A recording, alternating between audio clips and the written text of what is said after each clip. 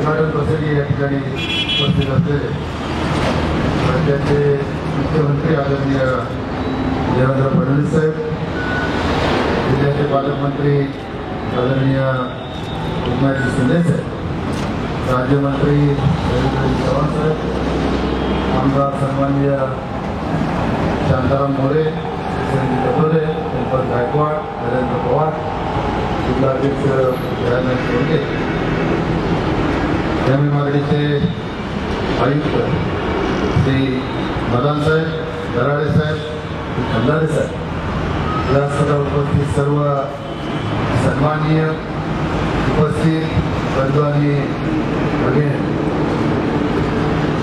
सगळ्यात आधी ठाणे, भिवंडी, मुंबई, नाशिक, कल्याण, भिवंडीचा ग्रामीण भाग या तमाम जनतेच्या वतीने एमएमआरडीचे अध्यक्ष म्हणून महाराष्ट्र राज्याचे मुख्यमंत्री आदरणीय देवेंद्र फडणवीस साहेब यांना मी धन्यवाद देतो की आपण आमची या ट्रॅफिकच्या जंजालातून या पुलाचं उद्घाटन करून सुटका केली, म्हणून तमाम जनतेच्या वतीने आपल्याला मी धन्यवाद देतो.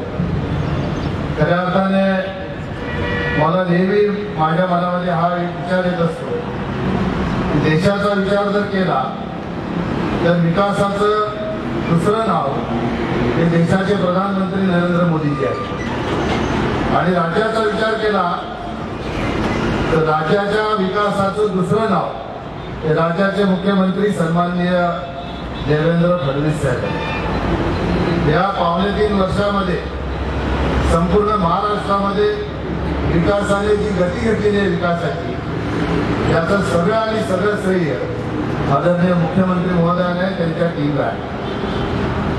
आपण जर मागे फिरून मागच्या सरकारची आणि ह्या सरकारची कामगिरी जर बघितली तर अतिशय जबाबदारीने मी सांगेन की जे गेल्या 50 वर्षामध्ये नाही करता आलं ते या 3.5 वर्षामध्ये करण्याचं काम आदरणीय मुख्यमंत्री महोदयांनी केलेलं आहे. म्हणून तमाम महाराष्ट्रातील जनता निश्चितपणाने आपल्याला या बाबतीत दुआ देईल, आशीर्वाद देईल असा मला विश्वास आहे. या देशामुळे भिवंडी तालुक्यामध्ये आशिया खंडातला सगळ्यात वेअरहाऊसिंगचा मोठा व्यवसाय, टेक्सटाईलचा देशातला सगळ्यात मोठा व्यवसाय भिवंडीचा आहे, आणि ट्रॅफिकचा त्याच्यामुळे फार मोठ्या प्रमाणात त्रास या शहरामध्ये येणाऱ्या लोकांना आहे. आणि या सगळ्या परिस्थितीचा विचार करता धंद्यावर परिणाम होत होता. मेडिकलची अर्जन्सी असेल तर त्याच्यामध्ये लोकांना त्रास होत होता, शाळेतल्या विद्यार्थ्यांना त्रास होत होता. या सगळ्यामधून आज आपली सुटका झालेली आहे, त्याचं निश्चितपणाने श्रेय आदरणीय मुख्यमंत्री आणि एमएमआरडीला जाते असं बोललं तर अतिशयोक्ती होणार नाही. मी आपल्या सगळ्यांच्या वतीने आदरणीय मुख्यमंत्री महोदयाला एक विनंती करेन की या ठिकाणी या पुलाचा उद्घाटन होत आहे.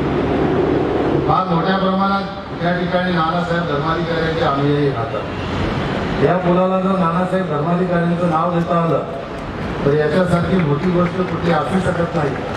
म्हणून आपला अधिकार आहे एमएमआरडीचा, आपण निश्चितपणाने कराल अशा प्रकारचा मला विश्वास आहे. आपलं सरकार आल्यानंतर विकासाच्या दृष्टिकोनातून आपण कल्याण, भिवंडी, डोंबिवली, ठाणे या सगळीकडे फोकस विकासाचा आपण टाकलेला आहे. मला या ठिकाणी सांगायला आनंद आहे, जेव्हा जेव्हा मुख्यमंत्री महोदय येतात तेव्हा तेव्हा माझ्याकडे काही ना काही सांगण्यासारखं असतं. मी मागतो आणि मागितलेलं मिळालं नाही असं कधी झालंच नाही. म्हणजे आता एक 15 दिवसापूर्वी आपण ऑर्डर काढली, पलीकडचा आमचा जुना आग्रा रोड आहे, त्याच्यावर फार मोठ्या प्रमाणात त्याच्यामध्ये ट्रॅफिकचा त्रास आहे. म्हणून तिथे रेल्वे क्रॉसिंग आहे, आधी रेल्वे अंडरब्रिज आहे, नेहमी बॉटलनेक होतो. मी आपल्याला विनंती केली तिथे फ्लायओव्हर झाला पाहिजे. राहण्यापासून ओसवाल हॉलपर्यंत आणि तिकडे नागपूरच्या जगात नाक्यापर्यंत असं 2 ठिकाणी उतरणारा फ्लायओव्हर मंजूर करावा अशी विनंती केली. आपण तात्काळ मंजूर करून त्याची ऑर्डर सुद्धा काढली. निश्चितपणाने ट्रॅफिकचा फार मोठा त्रास जो त्या जुन्या आग्रा रोडवर आहे तो कमी होणार आहे. माझी विनंती एकच आहे, मगाशी दराडे साहेबांनी आम्ही बोलत होतो, मदान साहेब, आपण भिवंडी आणि कल्याणसाठी मेट्रोही मंजूर केलेली आहे, त्याचं सर्वेक्षण सुरू झालेलं आहे. ही आमच्यासाठी आनंदाची गोष्ट आहे. त्यासाठी मी जिल्हा परिषदेचा अध्यक्ष आज होतो तेव्हापासून पाठपुरावा करत होतो, पण तेव्हा झालं नाही. आपण मुख्यमंत्री झालात, मी विनंती केली एका झटक्यात आपण आमची मेट्रो मंजूर करून दिली. परंतु आता फ्लायओव्हर आणि मेट्रो या दोन्ही एकाच रस्त्यावरून जात आहे. त्याचं डिझाईन करताना फ्लायओव्हरची अडचण मेट्रोला येणार नाही, मेट्रोची अडचण फ्लायओव्हरला येणार नाही, याची खबरदारी घेणं गरजेचं आहे.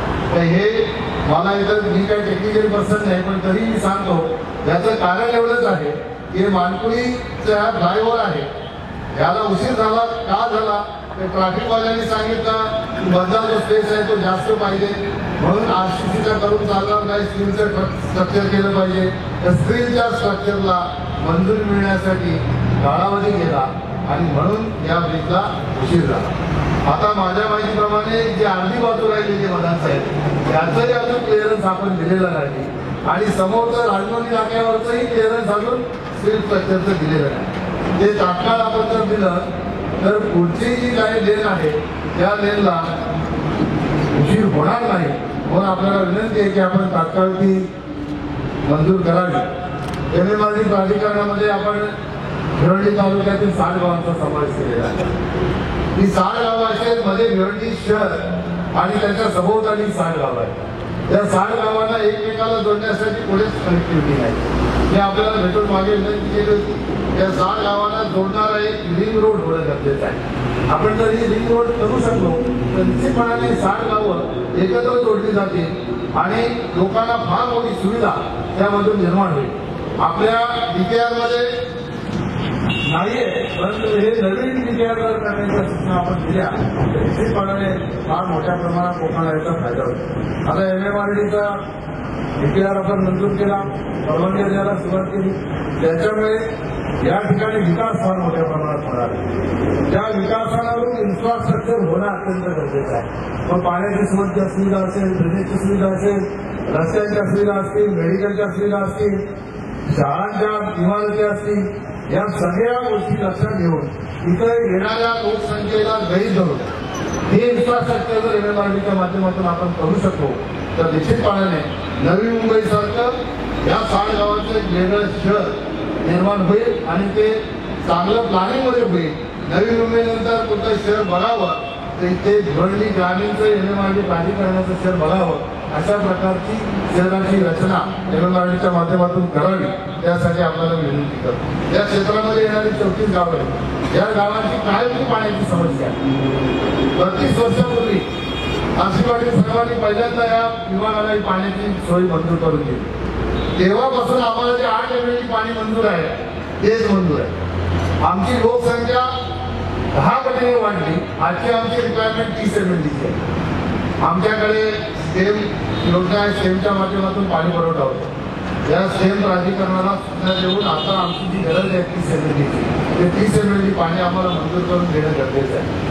आमचा सगळ्यात आधी सगळ्यांचाच हक्क आहे पाण्यावर, पण सगळ्यात आधी आमचं काय तर ज्या ठाणे शहराला, ज्या भिवंडी शहराला किंवा ज्या मुंबई शहराला पाणी जातो ती पाईपलाईन जाते त्या आमच्या भूमिपुत्रांच्या जागा दिलेल्या आहेत आणि आम्हाला पाणी नाही. शहरातल्या लोकसंख्येचा आपण विचार करता मागे 40 लिटर पाणी देण्याचा शासनाचा नियम होता, आता बदलून 80 लिटर झालेला आहे. आम्हाला 40 लिटर पण मिळत नाही. म्हणून यामध्ये आपण संबंधितांना सूचना देऊन लवकरात लवकर आम्हाला पाणी वाढवून जर दिलं निश्चितपणाने फार मोठा रिलीफ आमच्या ह्या भूमिपुत्रांना सगळ्या गावाला मिळेल. आपण शहापूरच्या योजनेसाठी पाणी दिलं, शहापूरची फार मोठी पाण्याची टंचाई दूर करण्याचं काम केलं. परंतु साहेब आमचं शहापूर तालुक्याची रिक्वायरमेंट 7.63 MMD आहे. आता आम्हाला मंजूर पाणी 4.55 MMD आहे. पाणी जे मंजूर केलं भावली धरणातनं त्यांनी त्याचं कारण असं दिलं की आता जी टंचाईग्रस्त गावं आहेत त्यांची रिक्वायरमेंट एवढीच आहे. माझी आपल्याला विनंती आहे की बाकीची गावं टंचाईग्रस्त होतील तेव्हा पाणी मंजूर होईल अशी जर भूमिका असेल तर ती बरोबर नाही.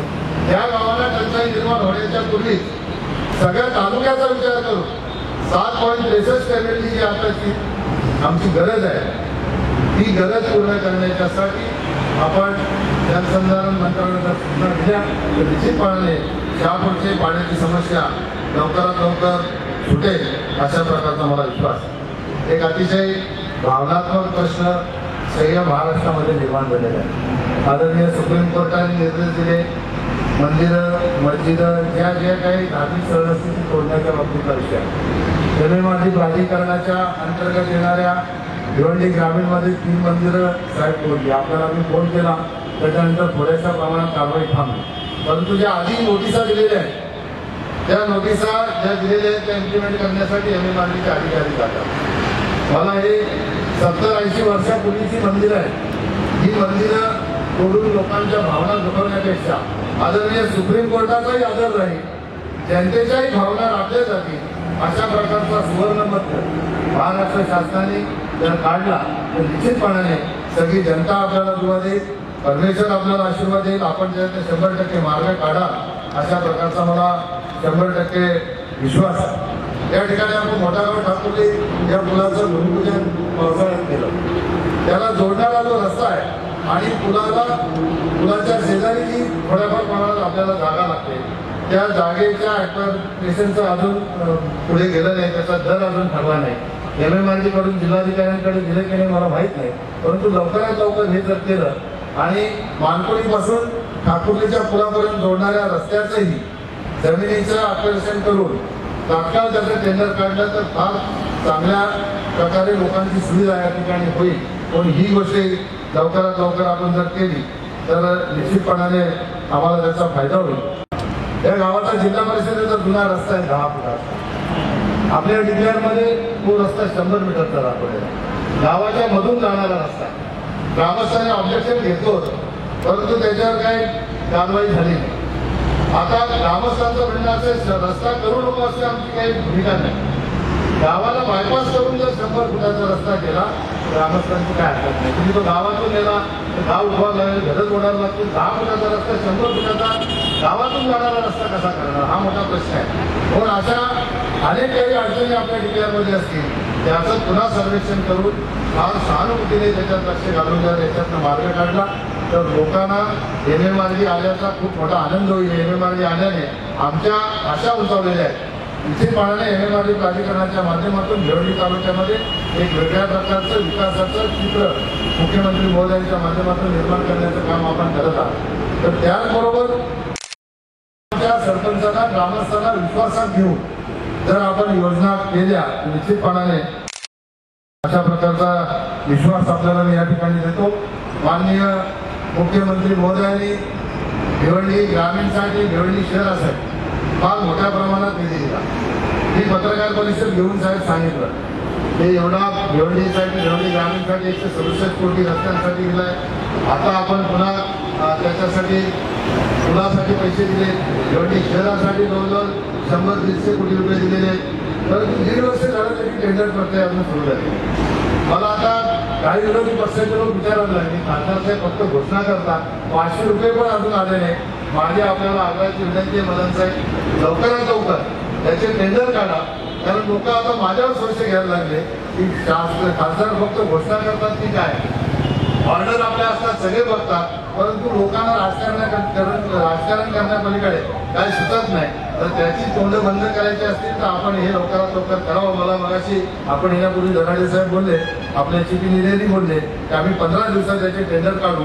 15 दिवसात आपण जरूर टेंडर काढा. निश्चितपणाने लोक आपल्याला धन्यवाद देतील.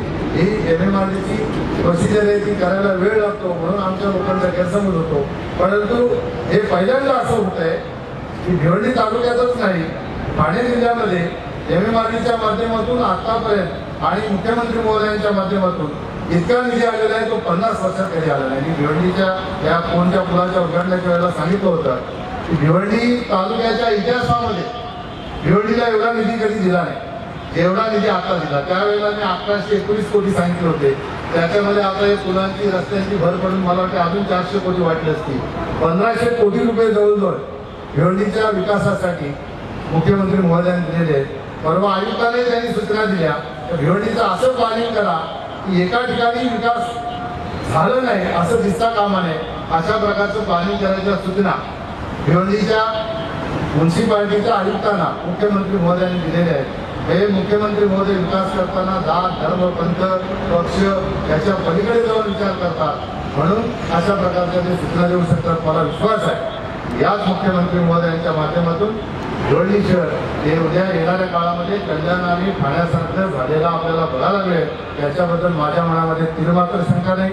आपण या ठिकाणी आलात, माझ्या मतदारसंघामध्ये आलात, या रस्त्याचं उद्घाटन केलं. आपण सतत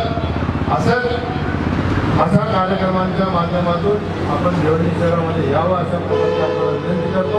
आपण भरपूर आम्हाला दिलेलं आहे, यापुढे आमच्या ज्या काही गरजा असतील त्या निश्चितपणे आपण पूर्ण कराव्या अशा प्रकारची आपल्याला विनंती करतो आणि माझे दोन शब्द संपवतो. जय हिंद, जय महाराष्ट्र.